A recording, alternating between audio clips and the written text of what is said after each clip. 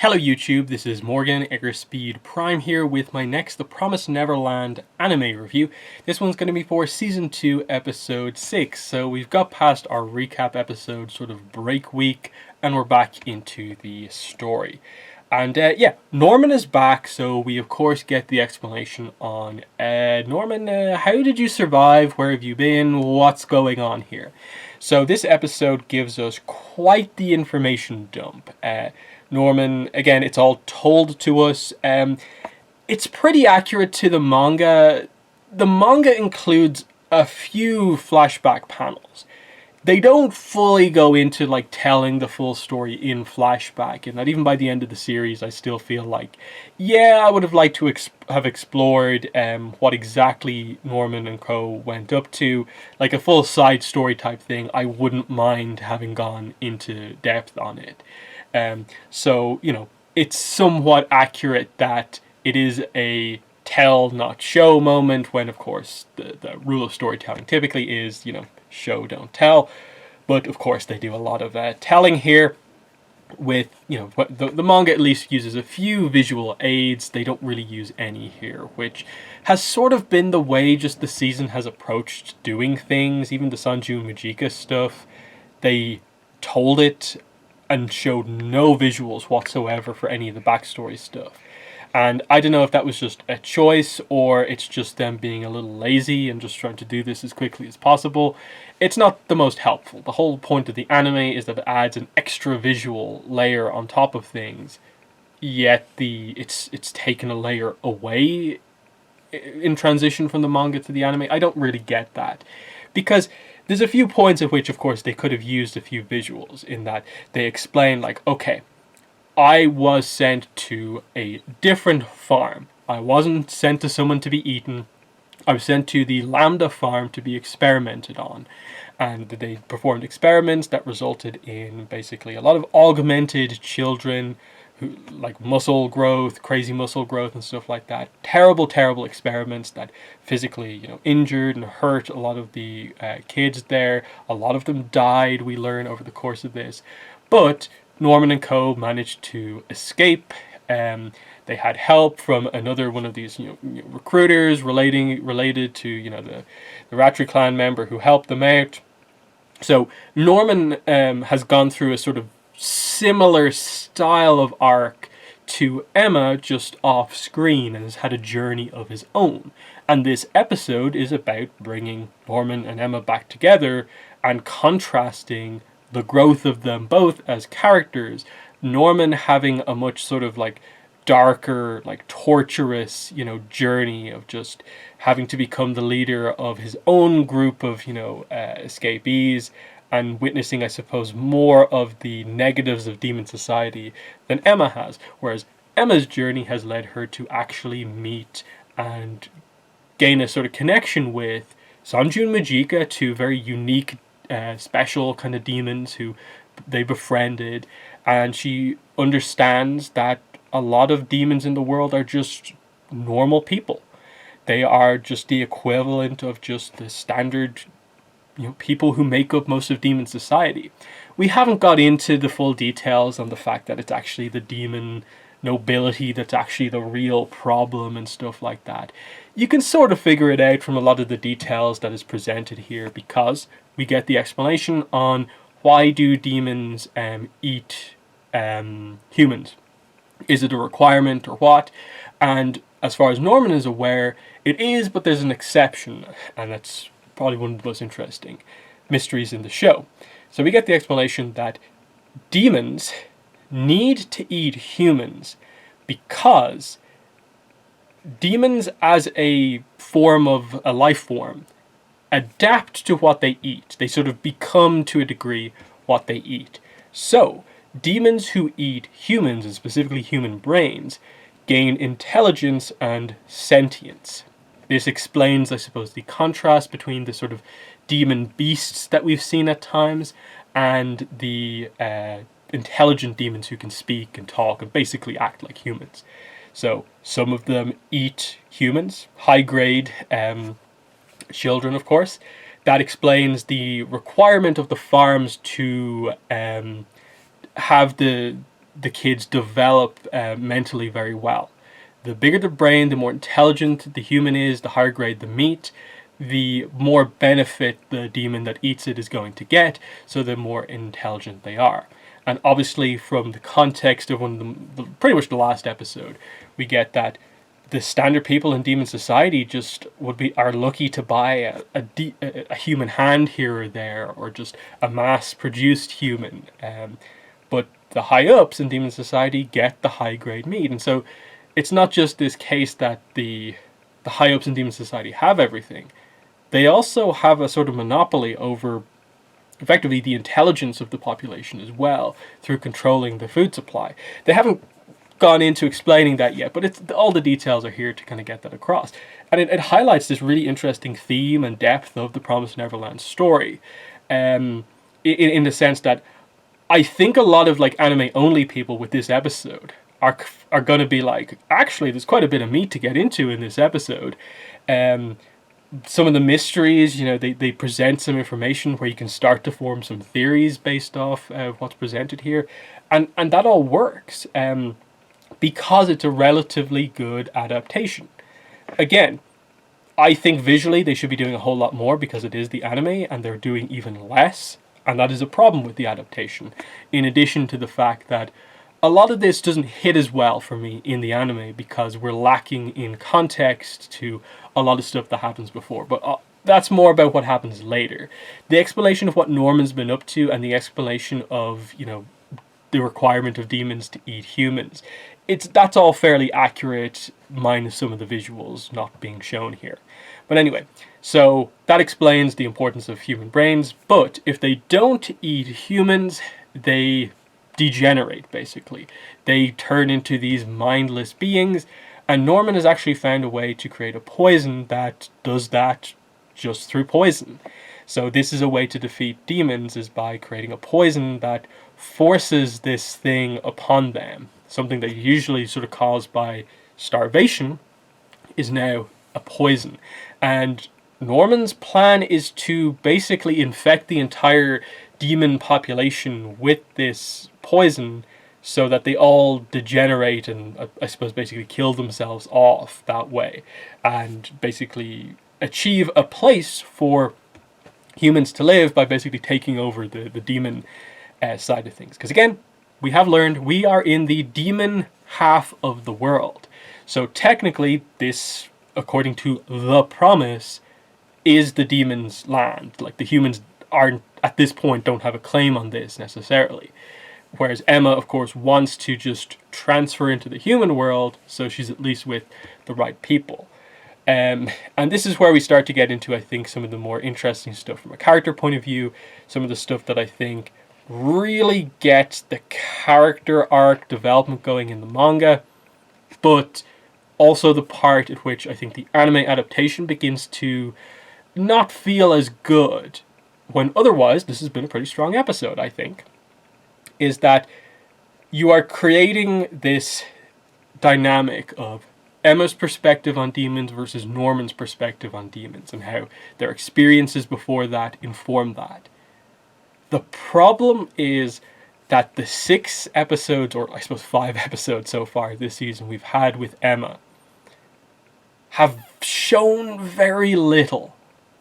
Whereas at least the way Norman's backstory of like where he's been since, the way it's explained, gets across the dynamic that it is a very harsh experience that he's been through. Freeing mass production farms, I suppose, side note, I don't believe the anime has actually clarified what mass production farms are. So it literally just being mentioned one-off by Vincent, I think it was, is a kind of weird note in terms of adaptation, in that obviously in the manga, when it's stated, you know what a mass production farm is because it was explained chapters upon chapters ago in, a chapter that the anime has actually adapted but chose to not actually include the information about mass production farms, but it gets name dropped here even though they've never explained it.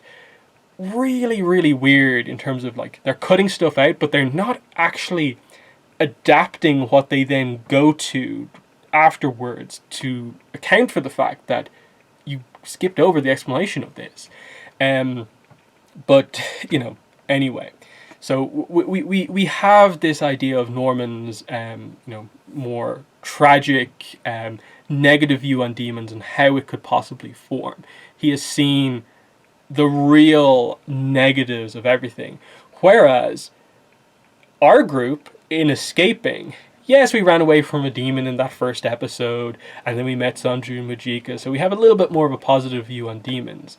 And I think this is where the lack of some of the other arcs comes into play really heavily for Emma.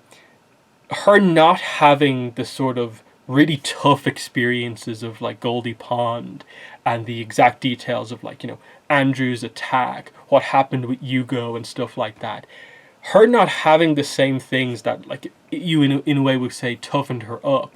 You are very much reliant on treating her meeting Sanju and Majika as being like this huge, monumentous moment in the series. They're so reliant on it because it was one of the few things that the adaptation actually did, took its time to linger on.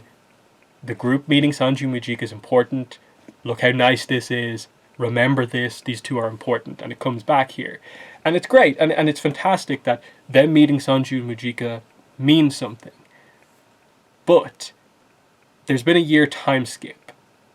And in the grand scheme of things, they only in the anime, they've only recently met Sanju and Majika. And even though there has been that year time skip, there's only 6 episodes. It feels like no time at all has passed because they've not made it all that clear that the time skip has actually happened in the anime. And it works in the manga because there are all of those arcs. You have 50, 60 chapters between the escape and Norman being revealed to be alive versus 6 episodes.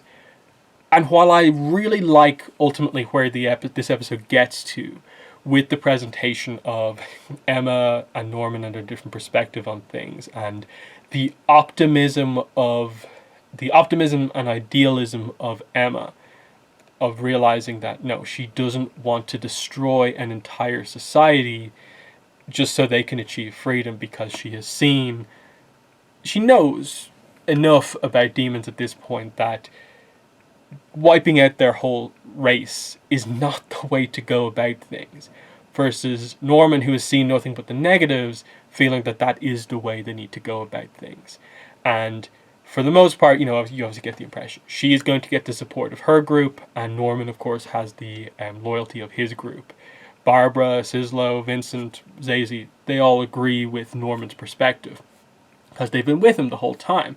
And they're presenting very much these two factions here. How is this going to work? And this is the real thing of they've done the setup work. How do they actually execute this? Because what happens from here is Emma and Ray going off on their own on the whole 7 walls thing as the plan gets executed. And I suppose Gilda and Dawn are sort of left in charge to sort of, hopefully keep Norman in check. Can that even happen at this point? The only setup we have is that I think what they've done is they've simplified the whole Kuwitidala 7 walls thing into just go to the next spot the pen is pointing to, and that's probably what 7 walls is going to be, and they're going to explain it all there. I'm guessing the 1 will probably be introduced, the whole promise, can we change the promise? They'll have to cover it at some point. I can't see them skipping over the backstory about the promise and how it was made the first time. But the amount of stuff they have to do in 5-6 episodes, because I don't think we're getting another season, is crazy. We where's the Queen? Where's Luvis? Where's the Rattray clan members? We still have to then go back to Gracefield and then have the other world arc at the end and wrap things up. And there's a bunch of other little things to happen along the way. Despite all the stuff they cut out, they still have a lot to do, because this covers what chapter does this cover up to? Roughly chapter 100 and we're in the 100 and something teens here at this point. So it's still about 60 chapters of the manga to go at this point, like a third of the series, and only 5-6 episodes. The pace they're going at, they're gonna get there, but is it gonna be good when we do? I'm not really all that sure at all about it, but I do think the best scene in this episode was the Ray and Emma scene. Ray, throughout the whole Norman explaining things, was watching Emma, and Emma was going along with everyone else, happy at Norman's plan. There's a plan to, have them succeed. But deep down, Ray, knowing Emma so well, knows that Emma does not agree with this. It's a very harsh plan. And while Ray, being sort of a realist, ultimately is kind of like, okay, I can see Norman's perspective here, but I don't quite agree with it. But I also don't fully agree with the full optimism, idealism of Emma. But I'll side with her and support her in this situation. And he just helps her to sort of bring out her opinions of like, they're buried deep down, but you got them out quite quickly. You have to tell these to Norman, because otherwise, last minute in the heat of the moment, you're going to say this and it's going to cause a lot of issues. It's better you make it clear right now at the start, before the plan is even executed. It's better to get it out now and just tell him, because like, he's still our brother, he's been through a lot, we've been through a lot. We should be able to talk this through, though. But obviously the problem is that they then meet his crew, and they believe in Norman so much, they're presenting that Norman has changed, he's fully on board with this plan to wipe out a whole species. It's not going to be as simple as we think, so it's going to be a real sort of like battle of ideologies here, what's actually going to happen. And the reveal that they know Sanju and Mujika hits Norman. He's aware of this. He calls Mujika evil-blooded girl, suggesting that there's something with Mujika's blood that allows her to not degenerate or not require humans in the first place to be intelligent. So that's very, very interesting, because again, they talk about for religious reasons not eating food. And Sanju is implied, like he's eaten humans before, he's hunted them before. And it's implied that he's very, very old. So a lot of time has passed since he's last eaten humans, yet he's still super strong, fully intelligent, and then Mujika's never eaten humans. This changes things quite a lot. What is the difference between normal demons and these two? Because they obviously throw a big wrench into Norman's plan. If there are some demons that the thing won't work on because there's nothing to degenerate back to. What's going on here? Very, very interesting. So is Norman going to go after Sanju and Mujika? That would be the thing to really have there be a proper rift between the two of them. Because Emma became friends with Mujika. There's no going against that. And she's not going to agree with the idea of killing Mujika just because Norman says so. So, that's the thing here. Like, this episode was a reasonably well adapted episode. Wasn't perfect, and it still suffers from the pacing of the anime and just the approach of just how sort of almost like carelessly they're just, here's this information, just take it and add it onto what you know. No real care in telling the story in any sort of meaningful way or anything like that. The skipping over of stuff takes away context, and so yeah, it still hits. The information is still there to be discussed, and it fits within the sort of canon continuity of the show, of the story. But it would hit so much harder if we had had more of the journey for Emma. If she had been through all that stuff in those arcs they skipped over. Instead, it feels a little light. It feels like Norman has more behind his beliefs at this point than Emma does. And they're really reliant on you really attaching yourself onto the meeting with Sanju and Mujika and them walking through the demon city in that one episode. The lack of time to get across the year that's passed is the biggest thing affecting what's going on here. But this final arc, they could bring it together. Maybe.